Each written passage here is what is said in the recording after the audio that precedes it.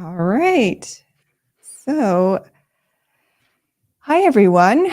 Welcome to another Sunday live stream. Today we have a special show. I'm here with Lana Steiner, who's a homesteader and has a new cookbook out. So, we're going to talk about homesteading, cooking, growing your own food, all of that good stuff. And as always, for anyone who's actually live during the live, if you have any questions, put them in the chat and I will cover them during our interview. But otherwise, I thought, Lana, I'd let you introduce yourself and go over what you do. All right. Well, thanks for having me. It's an honor to be here today. And yeah, so we are in the Midwest. We're covered in snow and below zero temperatures right now. But we live in Kansas City. And about probably 21, maybe 22 years now ago, we purchased our property, and it was an old farmhouse with a barn on our land here. And since then, we just started, raising our kiddos here, and we put in some gardens and chickens, and ended up with goats and geese and sheep and all kinds of things over here. We don't have a whole lot of acres. We're only on 4 acres. We started out down the road with about 13, 14 acres down there, and we were going to build. And this one came up, and it just had an old house on it that probably should have been bulldozed. And so we moved in and have raised our kiddos here, and we call it the Gracefield Homestead.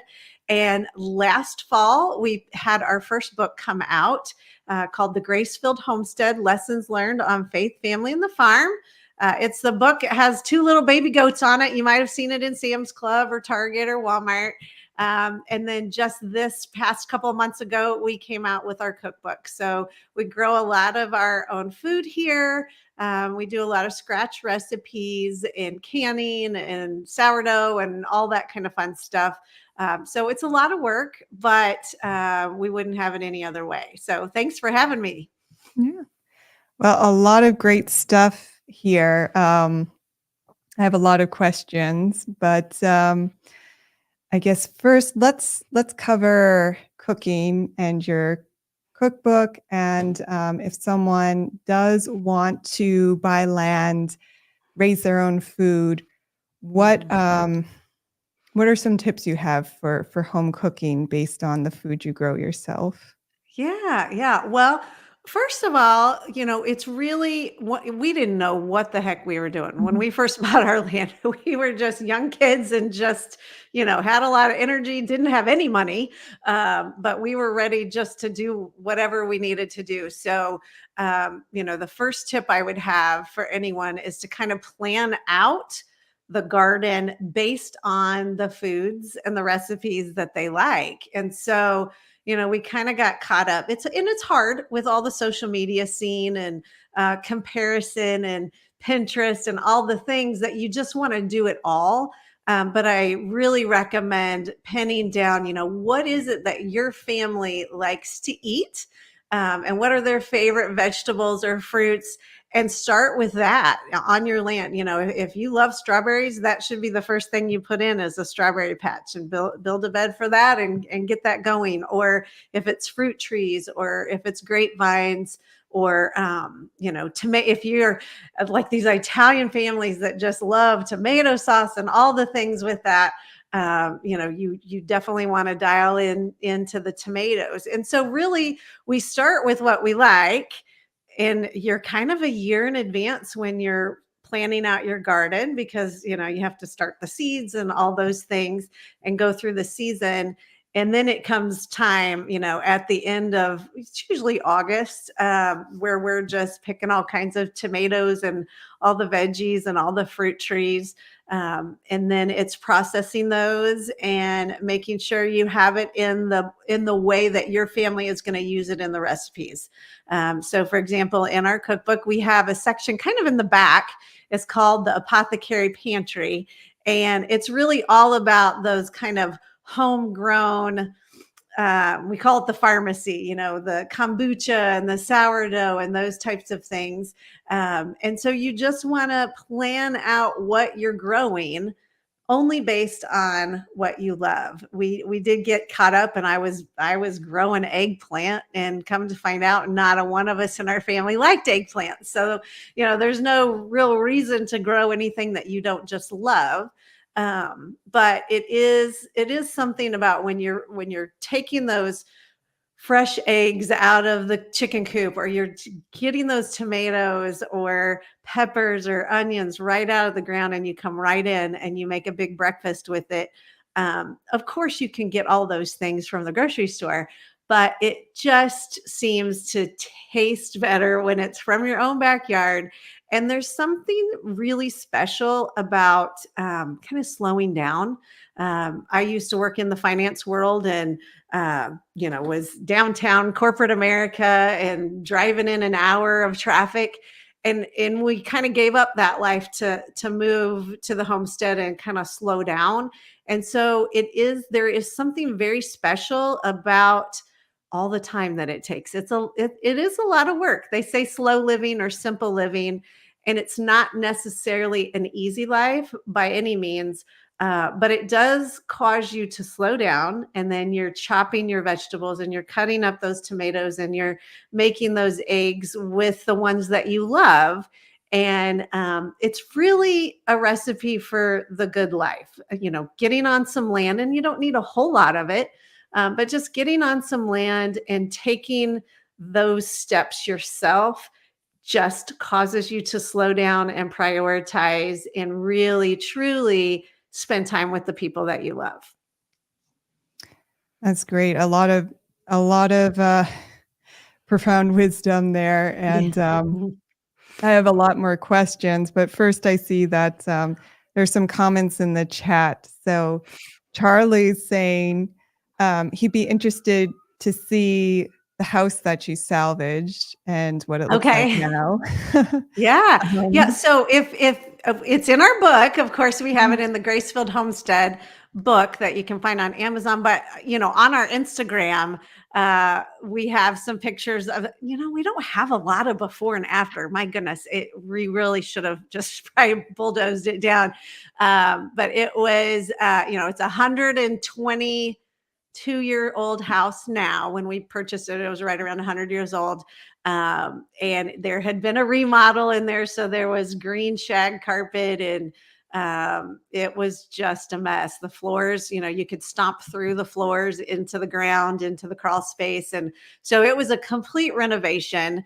But man, it was so worth it. I mean, we piled our kiddos in, when we finished a bedroom, they were in bunk beds together. And it wasn't easy, but now my last kid is still at home. She's just graduating college, coming up here next May. And, my other three, we have four kids. My other three are out, and they are all on land now, all within our area here, within, 20 minutes. And they wouldn't have it any other way. I really think, especially for those young families, it's a beautiful life to bring your kids up outside of a neighborhood, and really just letting them run amok and climb trees and catch fireflies and help you in the garden. And they did. When you talk about our house, they did help us quite a bit. On I'd be in there painting, rolling some paint on a wall, and there'd always be a kiddo next to me, and one would be out in the barn with my husband. And so they really were a part of the life that we built here. And it's kind of interesting now, as they are going into adulthood, they're kind of picking the same crazy lifestyle that we have, and they wouldn't have it any other way. what is your Instagram handle if anyone wants to see Yeah, it's photos? just my name, at Lana Stenner, LanaStenner. Okay. And then you did all the renovations yourself, or did Yes, you yeah, hire? yeah. So my husband is a Kansas City fireman, and so that was one of our struggles, is because we were buying our property to live on. It wasn't just, a farm that was, we were going to go visit. We were going to live on it. But because he was a fireman, we had to stay in the city limits. And so we are right on the city limit border. And so, because of his schedule, he has a great schedule. We were able to do all the renovations ourselves. And back when we started this a little over 20 years ago, we didn't have YouTube. It might have existed by then, but we didn't. So we were just we would check out books out of the library and try to learn how to do our own plumbing and we built a greenhouse out of old salvaged windows and old French doors that we found. And so there's just a lot, and you don't have to have a bunch of amazing skills. If you're just willing to do some work, you can make a lot of things really beautiful. We've been in we've been in all kinds of American farmhouse style magazines and country living and all these magazines. And, when you think about what we've done with literally almost no money, it's just hard work and, good buckets of paint cover a lot of it up. It's just neat to see that if you just have the will to do it, it's all doable. We didn't have any special skills coming into this thing, and we just learned as we went. Well, that kind of, I think, encapsulates the whole homesteading mentality. No? Yeah. Yeah, Um, it does. Definitely. so someone else was asking, what's the easiest fruit or vegetable to start growing for beginners with little to no experience? And I also wanted to add on to that because one of my questions going back to raising your own food is, you're talking about growing what your family really likes to eat, but I imagine climate is a big factor as well. Strawberries won't Yes. grow everywhere, right? Yeah. Yeah. Although No, you that are in a is very cold I climate, am in so a very cold. Yeah, and it's funny because we're really not good rule followers. We kind of just, if someone says, "Oh, that doesn't grow in your zone," if we find it on a clearance or something and it's super cheap, we'll still go ahead and buy those seeds and try it. And surprisingly enough, a lot of things that they say won't grow in your area do. You kind of have to tweak some things. But and we do have strawberries here. It's a very short season in June. Um, but if I had to pick one thing to start with in your garden, it would be tomatoes. And on our social media account there, we do have oh, it's a wonderful thing. And we just got into this just a couple years ago. I'm like, oh my goodness, we wasted so many years doing tomatoes the wrong way, the hard way. And we kind of stumbled across this easy way to do it, and it's growing them vertical in a trellis tunnel. So it's basically two raised garden beds next to each other with kind of a little, maybe 3-4 foot walkway in between. And then a hog panel is a trellis that goes over it, which sounds very janky, but it's actually very beautiful. And if you get the right tomato varieties, look for indeterminate, those grow up and over the trellis. And then so they come up and they kind of meet at the top. And then you just have all these beautiful tomatoes. They're easy to pick.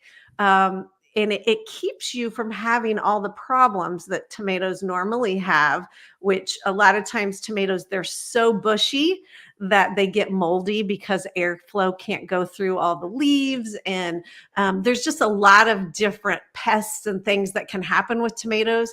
And if you get them up off the ground in this trellis, and you can actually walk right underneath it, and it's really beautiful. It kind of takes care of a lot of the pests, a lot of the mold. It's easy to pick, it's easy to grow. And the thing about tomatoes, and of course, I hated tomatoes as a kiddo. But the thing about tomatoes is there's just so many different ways to use them, from making salsa to making all of the like spaghetti sauces to tomato paste, just to, sun-dried tomatoes, putting them in, Alfredo sauce, all the different ways. It's just a very versatile. Well, I guess it is a fruit instead of vegetable. Most of us think of it as a vegetable, but it is one of those that is kind of the easy one to start with. And, just a little tip or a hack. half of the year, most of the years, I would say we start ours in the greenhouse from seed. But my goodness, that's a lot of work. A lot of times we actually start them in the house on heat mats in the basement, and then we bring them to the greenhouse, then we take them out. There's a lot of steps there. And if you're not into that, you can actually just go to Home Depot, buy one that's 2, 3 inches tall already. No guilt or shame in it. Put that in the ground, and you will have tomatoes. We had them this year and last year, right up to Thanksgiving. When it started snowing here. I mean, those indeterminate varieties, they'll grow right on in to winter. And you're picking them off the vine when you know, okay, it's supposed to get 20 degrees tomorrow. We're out there just trying to get them all in. And so tomatoes are probably one of my favorites just because it's so practical. It's so easy and fun. And they're delicious too. He has one commenter threw out homemade ketchup and fried green Oh, tomatoes. fried green tomatoes are the best. I do have a recipe for that in our cookbook, and what's really delicious about that is we have this firecracker sauce that goes with it that's really spicy, but those are delicious. Those are so good. Yeah, I totally agree with that one. And Charlie asked, going back to the house briefly, Yes, yeah. if you had the opportunity to do it again, would you do it again? Renovate Oh, and absolutely. Yes, absolutely, and we would have done it earlier. So we were in a neighborhood, oh my goodness, over 10 years. And we loved it. And we had a little garden there, and we enjoyed our neighbors and all of that. But if we had to do it again, we would have done it earlier for sure. Absolutely. No doubt about it. To me, it's the only way to go. And through this whole thing, we've found hacks and ways to make things easier. And now we have some goats, and goats are kind of our thing, and it's just pure joy. I mean, like I said, it's hard work every morning. The animals need to be done, and you don't necessarily have to have the animals. We have the chickens. We have a couple dozen eggs every single day that come in, and so we're giving them away to all of our friends and family members, and all of that. But absolutely, we would do it in a heartbeat, and wish we would have started earlier.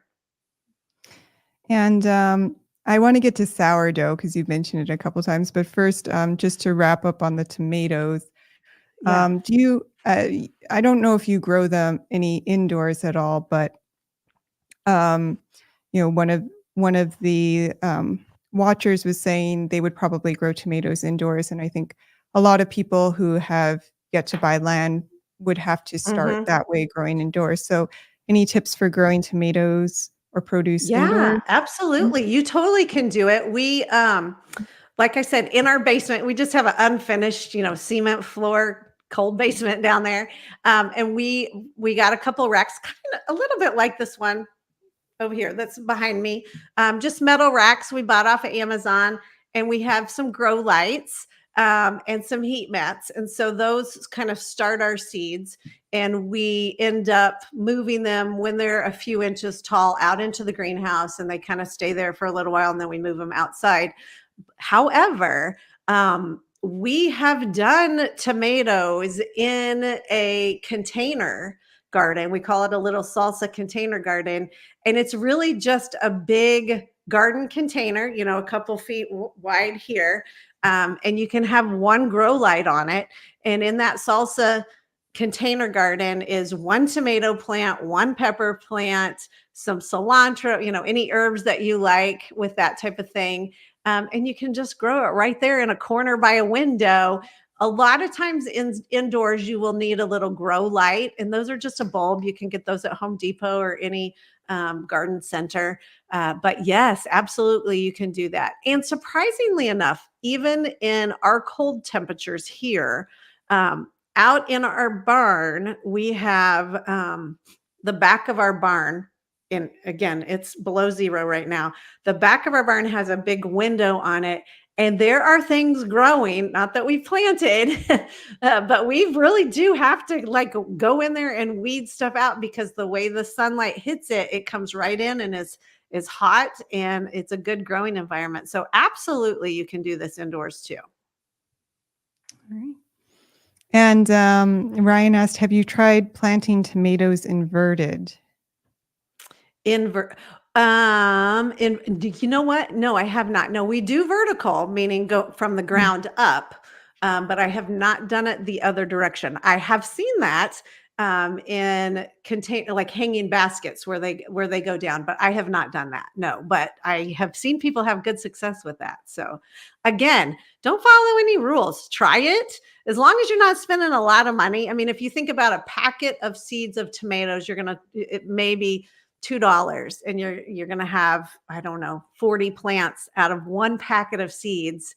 So, try anything that's on your brain and you'll be surprised at how many things work that people will tell you they don't. Yeah, that's a great attitude. I think. Mhm.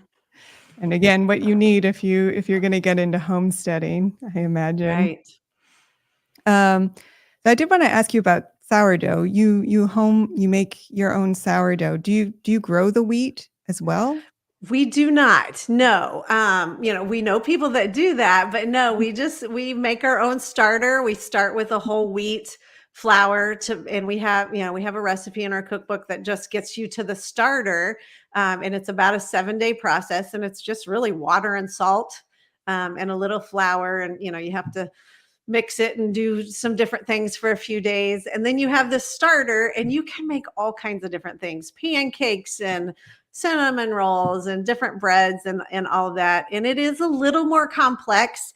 But the sourdough and it's kind of moody. It's not the easiest thing to do. But once you get if you just don't give up and you just keep trying a few more times, you'll get the knack of it. And it really is very healthy for you if you look at it from like the glycemic index and how your body and your stomach just processes it. It's a lot healthy. And even into some of those, I have some friends that are doing like the Weight Watchers and some of these types of things, the amount of points that are added in all these different kind of programs, a regular piece of sandwich bread versus a sourdough, they all are like, go for the sourdough. It's so much healthier for you. And even I'm trying to think of the guy that did the series. It was a YouTube series. He has a couple of best-selling books out called The Blue Zones. And it's about people that live to over 100. And there's like these 7 or 8 cities that these people are just super healthy. And so he was a journalist and went around the world following these, what he called the blue zones of these people that are just naturally very healthy because of their lifestyle. And every single one of them in their daily diet had sourdough bread. And so, that was one of those things that he was saying really made the lifestyle to where these people are living longer without any disease. Yeah, and I do know you have to be careful sometimes with store-bought sourdough. Like a lot of the prepackaged ones, they're not Yes. real sourdough. It's just Right. bread with like vinegar added. So it has the Yep, it sour is. flavor, but not the fermentation. Absolutely. Yeah. The only real way to know is to know who baked it for you. So Um, yeah, and I'm just Charlie, yeah. If you have the right spirit, you should go for renovations. Although yeah. I know it's a lot of work. Yeah, Uh, it is. And then, the main thing with that is if you just kind of just with all of the homesteading things, because it can be overwhelming. You get into this lifestyle and you want to rehab your house and you want to get a garden and you want to get some chickens and you just want to do it all at once. And you're watching someone online and you don't realize, like us, we've been doing this 20 years. So, don't compare yourself to someone that or these accounts that make it really beautiful and pretty and yours is filled with manure and dirt and your garden has weeds in it and you're comparing. I've done that so many times where I'm like, why do I have weeds and they don't have weeds and how are they doing this? But if you really just chunk it down into small pieces, and kind of one of our mottos, and right off the bat, we really did have to focus on the house because, we were moving our family in. We had 4 little tiny kiddos. And so that was the priority right off the bat. It wasn't the gardens, it wasn't the chickens or any of that. We needed to get a roof over our head before winter came. And so, if you just chunk it out into smaller pieces, and since then, when before the house was really done, of course, it was chaos and we had to make that happen. But since then, our motto is kind of pick one thing a year and master it. We didn't do that at first, and it was, we were doing a lot of things and weren't doing any of them really well. And again, back in the day when we didn't have all the YouTube and all the resources right at our fingertips or our phone in our hand, so we decided, okay, this is the year that we're going to master chickens and we're going to learn everything we need to know about chickens, and we're going to build the best coop and that we can with the money and the resources we have. And ours was made out of a child's playhouse. We totally did a DIY on that one, made it really cheap, but it's beautiful. I mean, it's been in magazines for the design of it, and it's kind of funny on just how cheap we made it. And it's very practical. And so if you just really dive into one area and learn it, and I mean, this is the same thing with business or anything that you're doing, really master one area and then move on and add another one. And so, and then, like I said, a couple of years ago, we were doing tomatoes, we were doing good at it, but we were like, okay, there's a better way. There's a more efficient way. And we dove into that. That's when we decided to go, vertical with it, with the tunnel. And wow, we just, we doubled our produce with really less space, less energy, less time, less weeding. And we just really did it well. But that was the one thing we focused on that year. And so when we added bees, we did the same thing. It's like, okay, immerse ourselves in bees, know everything we need to know about those, and then move on to the next thing. So it's kind of a good rule of thumb, really in all areas of life. I think if you just kind of really laser focus, learn what you can before you jump into, 10 different things, really, focus on one and master it. Yeah, that's really good advice, especially when starting something as complicated as homesteading. Mhm. Um, I can relate to that with starting a business too. Yes, yes, it is. It is the exact same thing as, in the business world. And I'm a marketing professor. And so just, working nights, I have a night class here and there. And it really is exactly the same thing for entrepreneurs. Really in all aspects of life, really just, if you're working on your email list, if you're working on social media, really home in on one thing, master that thing, and then move on to the next. Because boy, if you're trying to do 10 different things all at the same time, you might get it all done, but it's probably not going to be as successful as it could. And really, something I'll add with that totally fits business, homesteading, life, all the things, is finding systems that will really make things efficient too. And we've had to, like I said, even with our tomatoes, growing them vertically over a tunnel has made it so much more efficient. We've learned the ways we barely have to weed it at all. We just go out there when they're bright red and we pick them. And so if you can have some of those systems in place, just like with business, where if you just put systems in place, maybe that's technology, maybe that's some kind of hack that you have, or maybe your email is talking to your website and you have an opt-in or something like that. Whatever it is, if you automate it and you get that system in place, and it really does apply even more so on the homestead. For example, right now, when we have all these cold temperatures and I want to bring all my animals in the house because it's so freezing outside. We have a heat lamp. We have heated water buckets. We know when to plug them in. We know the system on, yes, let's cover this window so the wind doesn't come in here. If you have those systems in place, it's kind of like clockwork. And then it's not a big drama every single day. It gets cold here. We know that. We've known that since we've lived here. So, over the summer, we kind of start, okay, what is the date we need to start putting these in place or changing out these things to put in the heated water buckets or whatever. So it's really just identifying what can make your life easier and more efficient so that you can enjoy it and not just work really hard. I'm curious in terms of how much time should someone expect to have to put in setting up a homestead? And how do you distribute your time? Because I imagine you still have, I mean, you mentioned you're a marketing professor, so you still have to have some outside income. So how do you divide up your time between jobs and homesteading and then, family, personal Yeah. life? That is a great, great question. And I don't know that I always do it well. Mhm. If you find the answer to that one, let me know. It's, after doing this for so many years, we did this homesteading thing pretty much while I was a stay-at-home mom. And my husband was a fireman.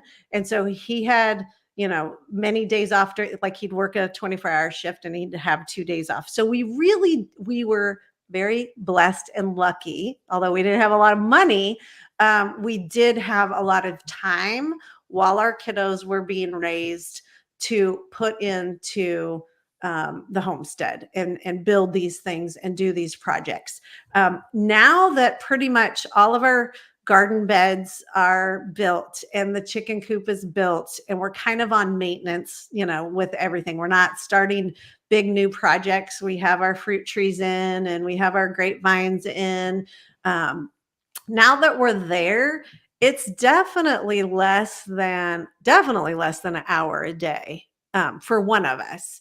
Um, and so, but while we were building everything and putting things in place, I would say it was at least two and sometimes all day long, depending on what the project was. So when you get to that, and it's kind of, it depends on the season too. Spring around here is a lot of work because we're putting the gardens in and we're cleaning out all the barns and the chicken coops and all the things. There's a lot of extra work in the spring, and there's a couple weeks in the fall where we're processing, like we've picked all the peaches and now we're canning them, and that's a lot of time consuming. And we picked all the grapes and we're doing stuff with those. And so there's kind of time frames, but we know what that is. Like I said, as long as you plan it out, people with their finances are always like, oh, it's Christmas and we're going to be broke and we don't know what to do. No, Christmas happens every year. So we just, you plan for it. And so it's just like that with budgeting, with the homestead. It's kind of budgeting your time. And we don't really do a vacation in the spring. We usually wait till it's kind of off season for us to go and do that when the ground and the stuff isn't producing. And so definitely if you have animals, and a lot of that is with our animals and not necessarily the gardens right now are 0 time because they're covered in snow and ice. But it's animals at this point right now, and definitely less than an hour a day for us right now. So it all Oh, just depends. Someone can come in with, 1 or 2 garden beds and really get away with 5 or 10 minutes a day. And especially if you automate, if you have some, if you put in some watering systems that on a timer, that type of thing, that you don't have to go out and do all that. So really you're just checking to make sure everything's healthy. For example, our bees, they're very low maintenance. They don't take a lot of time. You check them maybe once every other week. And then there's a time frame where you're going to harvest your honey, and that takes a full day. But bees are one of those things that just do not take a lot of time at all, and people don't realize that. And so it kind of just depends on what you pick to do on your farm. And what percentage of the food that your family consumes are you able to produce on site? Okay, that's a great question. Now if I had to guess, I would say probably 75% maybe. Wow. I mean, I still go to the grocery store. But it's for stuff that I want. If I wanted to, we could totally live off the land. I mean, it wouldn't there would be things we'd have to give up that we love. But for the most part, we could do it. I mean, we plan our meals like right now, it's off season. So we plan our meals. I have just bags of things in the freezer of different fruits that we processed in the fall, or tomatoes, potato. Like we just had potato soup, and it was our potatoes that came out of the ground. And so a lot of that, it all just depends. All our dairy products, I don't milk the goats regularly. So we're kind of on this system where after we wean the babies, I will milk the goats. And a lot of times we're just going to do that for some goat milk soap, or something. I might make goat milk cheese, but it's usually just for a week or two. Um, it's one of those things that at some point we may do that more often, but it's very time consuming. And so our dairy products, I'm getting those from the store most of the time. So again, it's one of those that if you wanted to milk your goats every single day, you wouldn't have to go get any dairy products. You can make all your own cheese, and even cream cheese and ice cream and all of those things. But we choose not to do that right now. At some point, we might change. And that's the beautiful thing about homesteading. It's your choice, and you're the boss, and you get to decide what you add and what you don't, and what is worth your time and what is not. And the real beauty of it is you can change every single year. Like I have all the goats. If I chose to this spring, I could say I'm never going to the grocery store again for milk, cheese, ice cream, any of that. That's all going to come from our property if I wanted to. I don't want to right now. So that is the beauty of homesteading. It is so customized. And there's this, people talk about the homesteading scale, and how big of a homesteader are you? And that's such an intimidating term for a lot of people. And I have some friends that are what I would call probably the best homesteaders ever. And they live in an apartment downtown, right in the middle of downtown. And they do sourdough, and they make their own kombucha, and they grow, something in their windowsill, and they go to the farmers market that's, around the corner from them downtown. And so it's one of those, it's more of a mindset. And the land is a big piece. It's the big step. But if you're a year away from making that big step on purchasing that land, you can start some things right now in your apartment, in your condo, in a tiny corner of your kitchen. You don't need a lot of space. And you can still be a homesteader before you get the land, and it gets you excited about it, and it helps you understand, oh, I do want to put this type of garden in as soon as we buy that land, or I want to make sure I get a peach tree in day one because it takes 3 years for it to have a fruit on it. And so I really encourage anyone that's thinking about making that shift and move to land to start doing some of those things while you're in the neighborhood, while you're in your apartment or your condo, because it'll help you learn more about what you're looking for and what steps you want to take right when you get that property day one. That's great.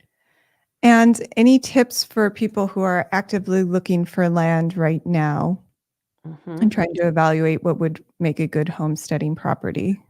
Sure. And it again, it kind of depends on what you're looking for. When we started looking for land, Our goal was to go off grid, out in the middle of nowhere, uh, basically 100% self-sufficient. We wanted to raise our babies out there, barefoot running through the cow pasture type of thing.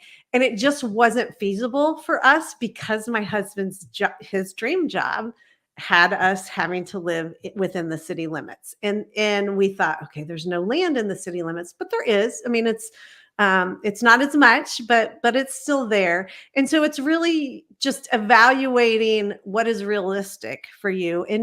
And now when I think about that dream, I'm kind of glad we didn't get that far out. I didn't really want to be in the middle of the state. I'm kind of glad I'm closer into town. Within an hour, we can be downtown, going to a museum. We can, I love the foodie scene every once in a while to go into town and have a nice meal that's, that I didn't have to prep from scratch. And so, kind of identifying just how far out you want to go, what your budget is, and then really looking at land is, does it have the utilities already, and budgeting those types of things if the utilities aren't there. And really, nowadays with all these off-grid options, if it doesn't have the utilities, it's not necessarily a no. There's a lot of different options for water and solar and these types of things that are not unattainable anymore, like they used to be maybe 20 years ago. And so there's whole companies that are out there that can help set you up I mean, it's still money, but it's not unattainable if you don't have utilities there. And so really it's just understanding. And raw land sometimes comes with a barn or some little, they're still going to call it raw land, but it might have a little piece of something on there. And that's usable. I mean, we had a barn, again, probably should have been bulldozed down, but we kept it and made a few things to the structure, some changes to shore it up. And I mean, it's amazing now. It's used every single day. And so don't think that you have to go in and bulldoze some little barn that's there. It might be beneficial to you. And then, of course, the other thing is look at your zoning. Depending on where you're at, they might not, are you going to be rural? Are you going to be in the city? Do they allow you to have chickens? Do they allow you to have livestock? So it's really just knowing what you want and knowing what your locality will let you have there too. Great. Well, I know that you have to go soon, so I just wanted to make sure there weren't any other questions in the chat. So give people a minute or two to ask any last minute questions. And the last thing I wanted to ask about was soil quality. How much of that did you look into when you were first starting out, and how often do you evaluate your soil, and how does that factor into the homestead? Okay, that's a great question. And when we first moved here, we didn't know anything about anything. And so we didn't do any of the soil testing. We were just kind of winging it, putting stuff in the ground. And since then, we kind of like I said, we're not good rule followers for what normal people do. We have a system and we do not use any fertilizer. We rarely, have the weeds like most people. We've kind of we've stumbled across something that makes life so much easier and more efficient. And it's, putting in raised beds. And I know most people think, oh my gosh, that's so much money to put in raised beds, but there's so many benefits to it. We have some plans on our website too. If you want a free download of, you can make it super cheap out of cedar fence posts, and then they don't rot because cedar is one of those woods that kind of sticks around a lot longer than some of the other ones.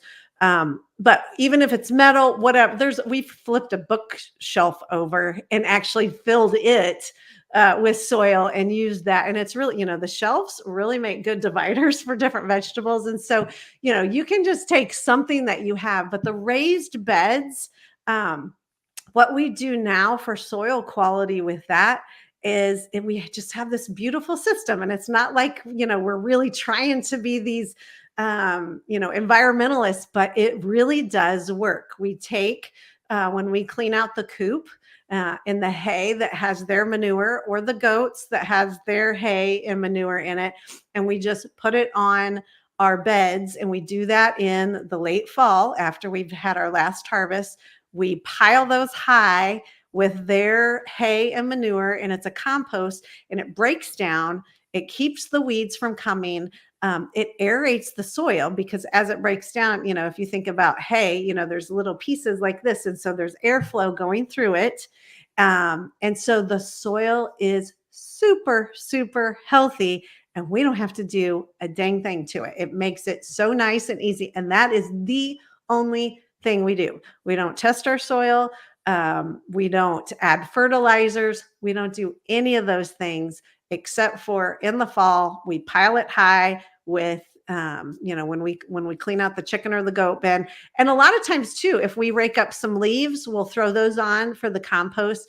And if you think about walking through the woods, if you've ever walked through the woods, and it's just like everything's just growing in the spring, and there's moss and there's mushrooms and there's all these things that are growing, and it's because everything has broken down and fallen and decayed underneath it. And it is just like gold. It is gold when you have all that kind of compost breaking down. And it's really the system God made, really, if you think about it. And so, again, it's one of our hacks and our tips that we do to keep things very simple. And our produce is huge and beautiful, and we don't have to spend extra time or money on fertilizer or soil testing. We just do that once a year, and it kind of takes care of itself. And the soil, when you started the raised beds, did that come from on site, or did you get it from a garden store? So that's a great question. Our beds are only about this tall. Maybe, what is that? Maybe 6 inches tall. And so it's one piece of wood, a 2x4. So would that be 4 inches tall, I guess? Or a fence picket, whatever that is. And so we just filled them with compost to start. And so we have a compost bin also. So when we're cleaning out stuff, if we don't put it on top of the beds, we put it in a pile, and it breaks down into soil. And so the funny thing about it, I do have a couple of videos of this on our social media too, that you can see. We fill it with the hay, which is very strange, because you're filling a whole garden bed with the hay that came out of, the chicken coop or the goat barn, and then literally less than an inch of real soil on the top of it. And so when you put your plants down, say for example a tomato, when you put that down in there, you're actually putting the root ball down into the hay. Now it's broken down. You want to give it a few months, because you don't want the manure to burn it. But it's this magical thing. And most people think you have to have all this soil and bring it in, and it has to be tested and all this type of stuff. Just the basic hay, when it breaks down and you have this little bit of soil on the top, nature does it all way better than we can do, way better than your nursery can do or your Home Depot can do in the bags. Nature just does it, and it's cheap. It's super easy. And it's easy to fill a bed really quickly when you have hay or leaves or that type of thing. And it just breaks down into this beautiful, dark, really rich soil that produces all kinds of stuff. So keep it simple. We try to make it so complex. And really what we've found over the last 20 years is the less that we touch things, the better it is, which gives us more time in the day too, as well.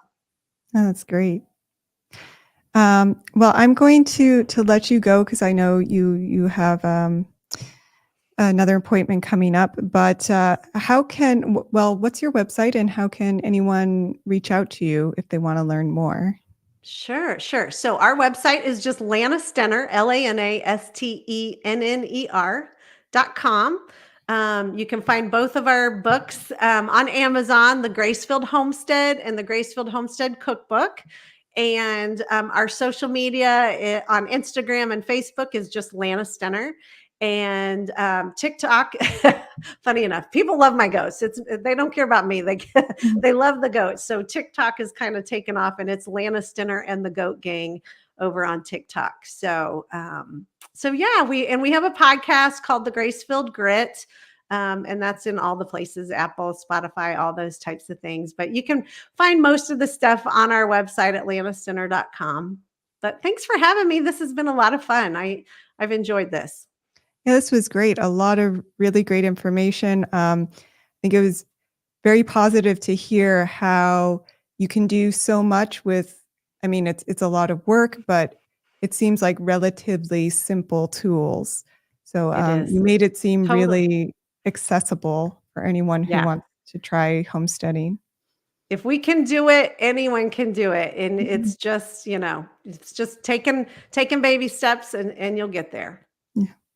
So thank you so much. All And yeah, if right. anyone wants to check out, again, Lana has a few books and great social media presence. Charlie said he found the video of the sheep riding a goat. So They are, um, they are, that's like I said, no one cares about me. They love the animals, and the goats are just silly. They're pure joy. So that is one thing about our account. We do teach a lot about homesteading, but most people come for the goat joy and the happiness. And it's a good lifestyle. Like I said, it's not easy, but totally attainable. And, when you get to the place where we're at now, looking back on when we started, so worth the work. And now we're kind of in autopilot where, the projects are done, the beds are made, the greenhouse is built, and, life is good over here. So I really encourage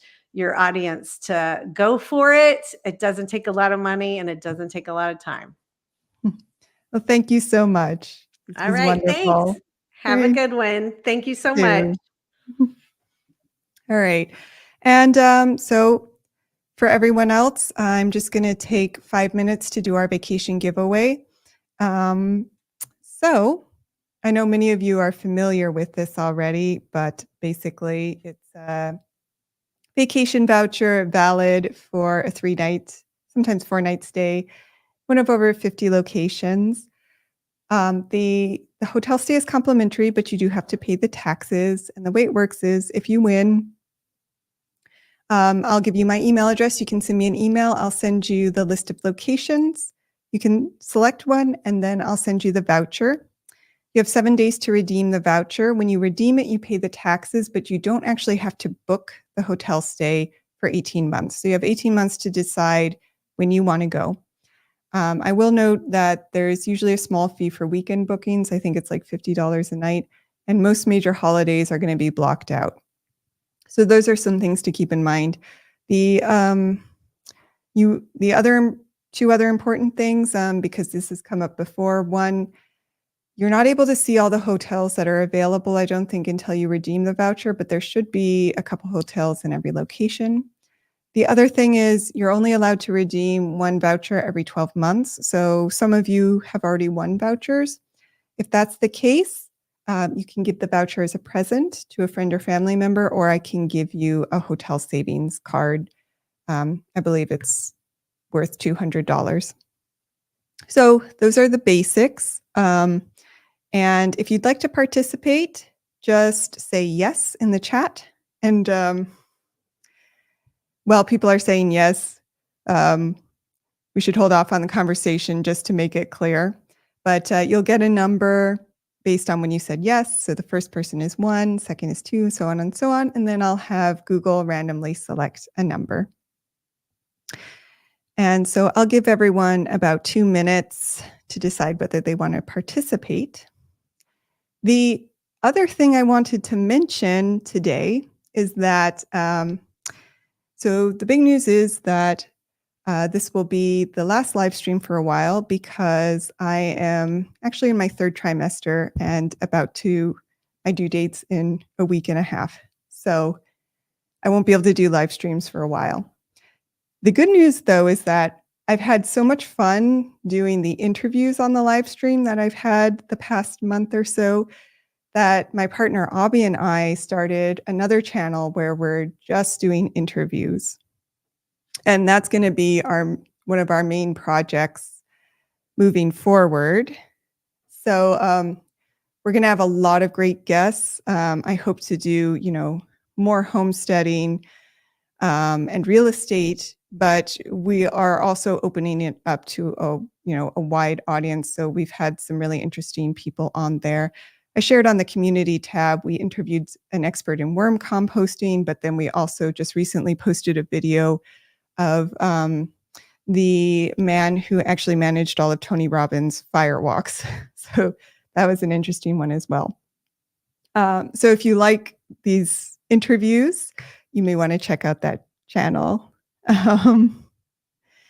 But I'll still be doing property videos on this channel and highlighting other educational materials. And we have our blog on our website, which has a lot of great content. And on the new channel, like I said, we'll be interviewing a lot of different people. So hopefully we'll provide a lot of great information from a wide range of experts there.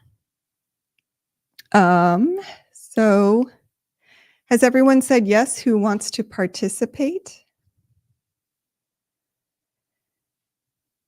And it looks like it. So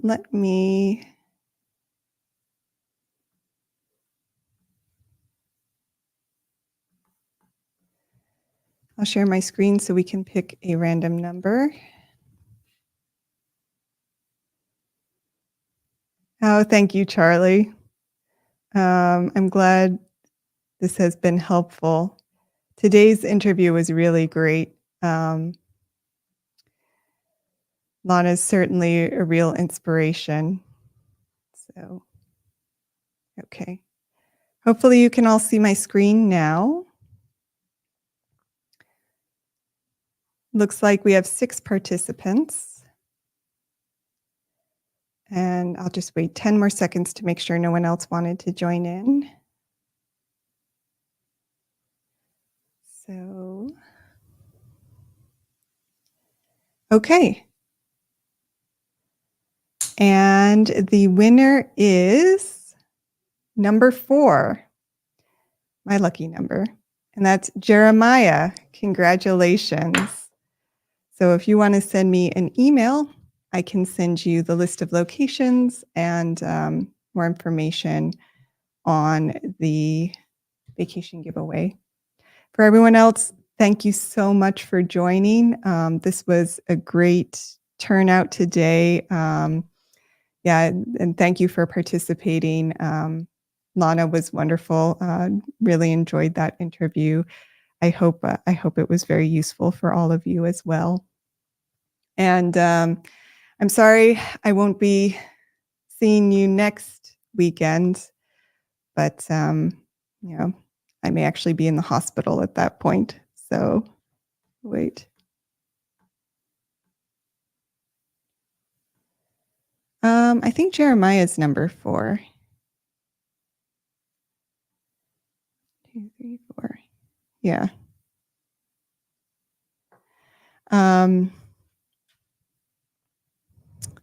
And Charlie, let me know if you do manage to rehab a property. I wish you the best of luck, and thank you all. I really appreciate you. I'll still be, on the community tab and all of that, checking social media throughout this period. So if you ever have any questions, just drop me a line, send a comment on one of the videos or in the community tab. I'm always happy to answer any questions you may have. You can also email me as well. So I really appreciate you all. And I know many of you have shown up Sunday after Sunday. So, I really appreciate it. It's been wonderful spending time with you all. um, but thank you, and have a wonderful weekend. And best of luck to anyone who does actually go out and start a homestead now. All right. But I will sign off for now. Bye, everyone.